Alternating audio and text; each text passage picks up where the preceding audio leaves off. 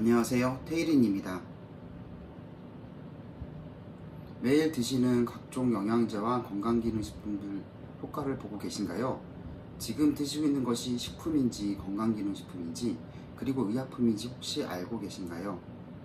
복잡한 식품과 건강기능식품, 의약품 그리고 한약에 대해서 한 번에 정리해 드리도록 하겠습니다.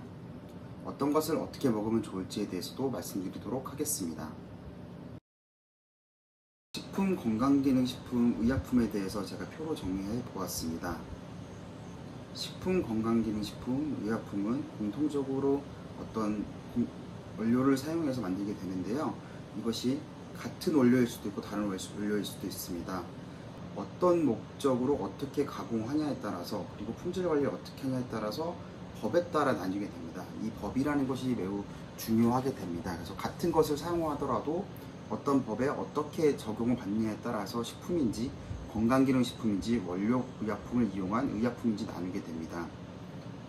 건강기능식품과 의약품의 가장 큰 차이는 공통적으로 건강을 유지하는 데 목적이 있지만 질병의 예방 및 치료에 의한 것은 건강기능식품이 아닌 의약품을 말합니다. 이러한 질병의 예방 및 치료에 속한 의약품 중에는 한약도 속해져 있는데요. 이 한약 같은 경우에는 특이하게도 이 표준화라는 항목에 이제 들어간 부분이 있고 안 들어간 부분이 있습니다. 표준화라고 말하면 어떤 특이한 성분 하나가 이 제품을 대표하는 성분이라고 이야기하고 있습니다. 보통 의약품, 일반 의약품과 전문 의약품에서는 이 성분이 효과를 이제 증명하는 경우가 많은데 한약 같은 경우에는 어떤 특정 성분이 어떤 효과를 다 대변하는 것이 하는 것도 있을 수 있겠지만 거의 대부분 하지 못하고 있습니다. 이 한약이 매우 특이해서 이 혼동을 주는 가장 큰 이유 중에 또 하나가 됩니다. 보시다시피 의약품에 한약이라는 것이 분류가 있고 식품에도 식약 공용 한약재라고 하여서 식품으로 분류되는 한약재 종류들이 또 따로 있습니다. 즉 이런 것들은 법에 따라서 이제 나뉘게 되는데요. 그 법에 대해서 한번 알아보도록 하겠습니다. 이 법이라고 하는 것이 좀 복잡할 수도 있는데요. 단순하게 생각하면은 하나의 정의로 생각하시면 좋겠습니다. 이 정의를 내린 다음에 실제와 상관없이 우리가 느끼는 그런 것과 상관없이 이 법에 정해진 대로만 보시면 되는데요. 먼저 식품은 식품위생법에 따라서 모든 음식물, 의약으로 섭취하는 것을 제외한 것을 말합니다. 농산물을 주로 이야기하게 되는데요.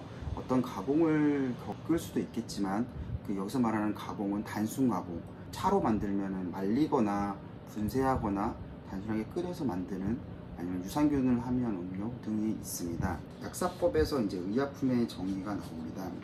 의약품은 이란 다음 항목의 어느 하나에 해당하는 물품을 말하고 있습니다. 대한약전이라고 해서 우리나라 의약품에 대한 이제 어떤 정의와 어떤 기준에 대해서 써있는 사전이라고 생각하시면 됩니다.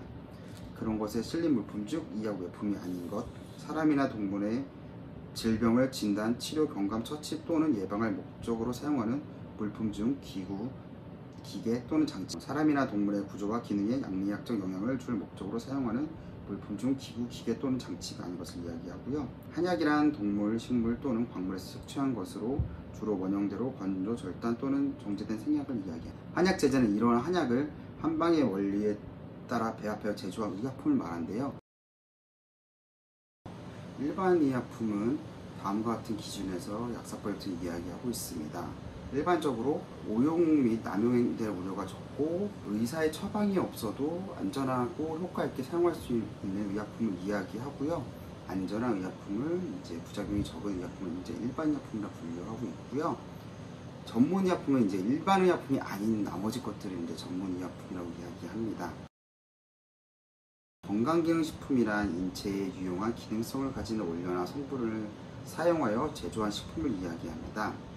여기서 기능성이라고 말하면 인체의 구조 및 기능에 대하여 영양소를 조절하거나 생리학적 작용 등과 같은 보건 용도에 유용한 효과를 얻는 것을 말하는데요. 이것으로는 사실 의약품과 건강기능식품에 대한 분류가 조금 어렵죠. 그래서 건강기능식품에 대해서도 한번 정리해 보았습니다. 건강기능식품에 대해서는 건강기능식품 종합정보 서비스라고 하여서 우리가 이제 먹고 있는 건강기능식품에 대해서 잘 검색할 수 있는 사이트가 잘 되어 있습니다. 한번 찾아보시면 좋은데요. 건강기능식품 여러 가지 기능성 분류 중에서 혈당 조절과 관련된 건강기능식품의 기능성 내용에 대해서 말씀드리도록 하겠습니다. 당의 흡수를 억제하여 식후 혈당 억제에 도움을 줄 수 있음, 혈당 조절에도 도움이 될 수 있음 이라고 나와 있죠. 이것이 건강기능식품의 특징입니다. 즉 병이 걸린 사람이 아닌 위험성이 높은 사람을 대상으로 한 하나의 식품의 분류가 건강기능식품인데요. 그 기능은 나타나고 있지만은 대상이 병이 있는 사람이 아닌 정상인입니다. 즉 이 건강기능식품은 약에 가깝다기보다는 식품에 가깝다고 보시는 게 맞습니다. 그래도 건강기능식품에 이제 주요한 특징이 있고 이것의 장점이 있는데요. 건강기능식품은 제품의 표준화가 되어 있어서 우리가 일반적으로 먹는 식품에 비해서는 그 품질이 일정하게 나오게 됩니다. 이 표준화된 제품에서 어떤 양리적인 기능을 갖고 있는지 이제 기전을 확인하고 그것이 이제 인체 적용 시험이라고 해서 이제 증명하게 되는데요. 이 인체 적용 시험을 할 때 이 아래 제가 건강기능식품 인체 적용 시험 안내서에서 식품의약처에서 발행한 그 안내서에서 제가 이제 문장을 가져왔는데요. 그 대상은 당뇨를 했을 때 당뇨병이 있는 사람이 아니라 어느 정도의 혈당 수치를 가진 피험자를 대상으로 합니다. 즉 병이 있는 사람이 아닌 병이 있기 전에 조금 높은 사람을 대상으로 혈당이 어떻게 관리되는지를 이제 인체 적용 시험을 하게 되는데요. 이 건강기능식품은 식품에 가깝다고 말씀드렸죠. 그 이유 중에 하나가 표준화가 불명확합니다. 즉, 이 건강기능식품은 최근에 개발된 것들을 대부분 이제 천연물을 원료로 많이 개발되고 있는데요. 이 천연물의 경우 제가 전에 그 유튜브에서 방송에서 말씀드렸다시피 효능을 대표하기 어렵습니다. 어떤 특정 A라는 성분이 B라는 효과를 나타내는 것에 대한 증명이 안 되는 경우가 많이 있죠. 그리고 그 A라는 성분이 많이 있지도 않고 많이 있다고 하더라도 체내 흡수가 안 되는 경우가 많기 때문에 그런 것들이 마찬가지로 건강기능식품에도 공통적으로 문제가 발생하게 됩니다.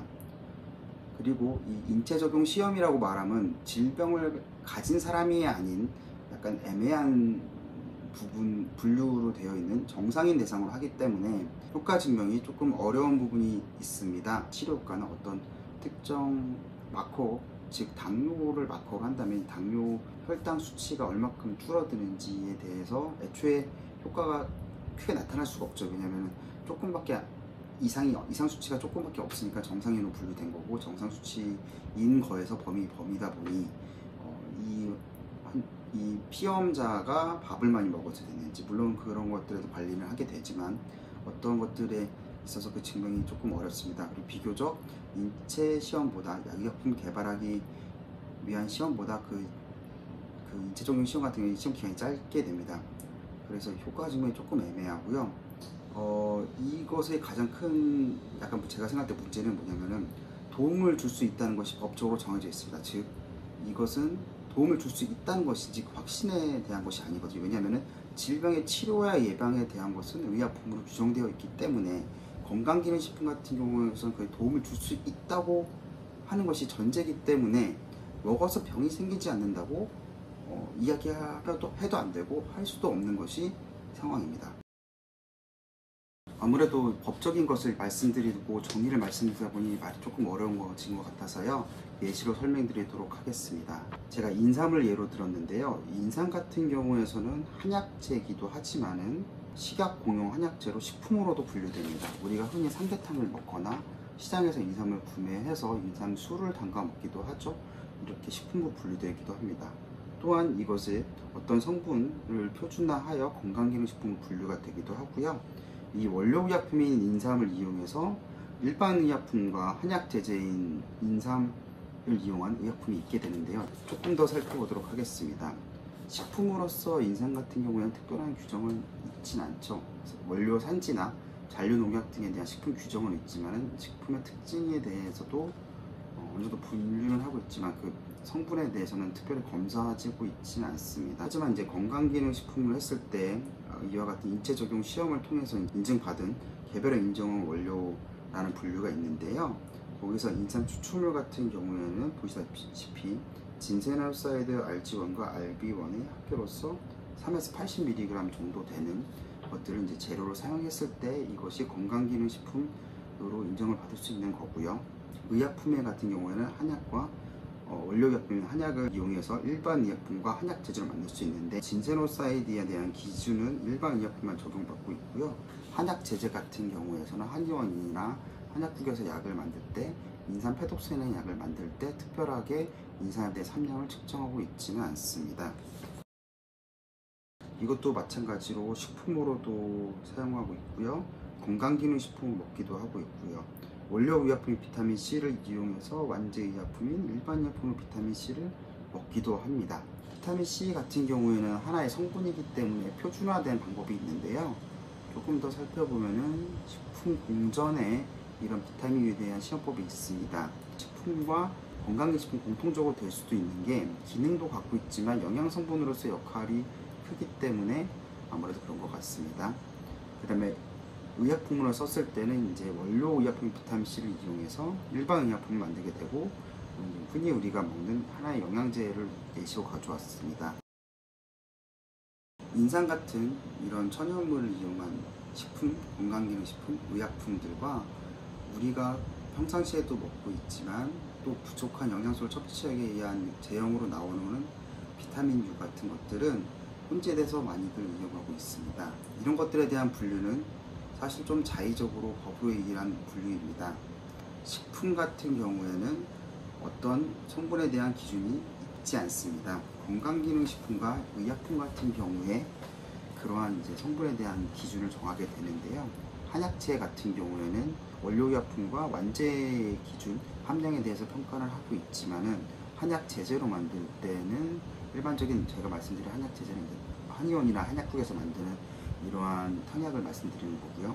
그럴 때는 특별하게 성분 검사를 하고 있지는 않습니다. 품질이 가장 뛰어난 것은 의약품이 일반적으로 맞습니다. 왜냐하면 이제 기타 다양한 실험들을 진행하게 되는데요. 되도록이면 질병의 예방과 치료 목적에서는 의약품을 복용하셔야 하고요. 이 의약품은 면허권자에 의해서 취급되기 때문에 비교적 안전하고 믿고 먹을 수 있습니다. 건강기능식품 같은 경우에는 효과의 불안정성 때문에 사실 식품에 더 가깝다고 생각하는 것이 맞고요. 너무 무분별하게 많이 드시는 것은 좋지 않다고 생각됩니다. 모든 사람들에게 동일한 성분이 도움이 될 수 없습니다. 즉 무조건 먹는다고 좋은 것이 아닙니다. 특히 한약재를 원료로 한 녹용, 인삼 등을 이용한 제품들이 너무 무분별하게 홈쇼핑과 각종 매체에서 이야기하고 있습니다. 이런 마케팅에 속지 않으시길 바랍니다.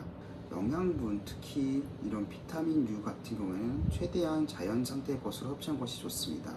건강기능식품의 효과도 마찬가지입니다. 이것은 도움을 줄 수 있는 정도일 뿐이지 이것이 우리한테 병을 예방하거나 고치는 것은 아닙니다. 특히 천연물, 동식물을 기반으로 한 건강기능식품, 식품 한약은 지표성분과 효능이 1:1로 대응이 되지 않는 경우가 많아서 그 증명된 바도 적고 무조건 좋다고 이야기할 수 없습니다. 방송에서 어떤 식품이 어떤 질병에 좋으니 좋다고 하는 것은 일반적인 지식적으로는 맞습니다. 하지만 그것이 우리에게 적용된다고 말하는 것은 상당히 어렵습니다. 아프면 1차적으로는 양방의사에게 상담받고 치료받는 것이 가장 중요합니다. 미디어에서 나오는 지식들은 매우 좁은 형태의 지식으로 나에게 적용되지 않을 수 있습니다. 기사나 아니면 주변의 이야기를 듣는 것보다는 전문가의 상담을 통해서 결정하시 제일 좋고요. 전문가도 100% 완벽한 것은 아니기 때문에 본인이 먹었을 때 좋은 것을 섭취한 것이 가장 좋습니다. 그렇다면 우리는 어떤 것을 먹으면 좋을까요? 식품, 건강기능식품, 의약품 모두 상황에 맞게 먹어야 하는데요. 매일 먹어야 하는 것은 아무래도 식품이겠죠. 질 좋은 식품을 먹는 것이 저는 가장 중요하다고 생각합니다. 그리고 우리가 일상생활 중에 부족하기 쉬운 영양소들은 어쩔 수 없이 이제 건강기능식품이나 일반 의약품으로 복용하는 경우가 많게 됩니다. 아플 때 먹어야 되는 것은 당연히 의약품입니다. 전문가의 상담을 통해서 한약도 마찬가지로 전문가의 상담을 통해서 의약품을 드시는 것이 맞다고 생각하고요. 본인이 먹고 효과를 본 것들은 식품이든 건강기능식품이든 선택해서 하시는 것이 전 좋다고 개인적으로 또 생각은 합니다. 하지만 이것들은 전문가에게 한번 문의를 해보시고 본인이 먹었을 때 건강검진을 받으셨을 때 크게 이상이 없다면 계속 드시는 것이 좋고요. 그런 것이 아니라 먹었을 때 효능도 없고 몸이 더 나빠진다고 하면은 무조건 먹는 것은 추천하고 싶지 않습니다. 갈수록 많은 제품들이 나오고 전문가로 보이시는 분들이 방송에서도 많은 이야기를 하고 있습니다. 현명한 소비자의 판단이 매우 중요한데요. 그것을 위해서 계속 공부하고 본인의 몸을 잘 살피려는 노력이 필요할 것 같습니다. 감사합니다. 테이린이었습니다.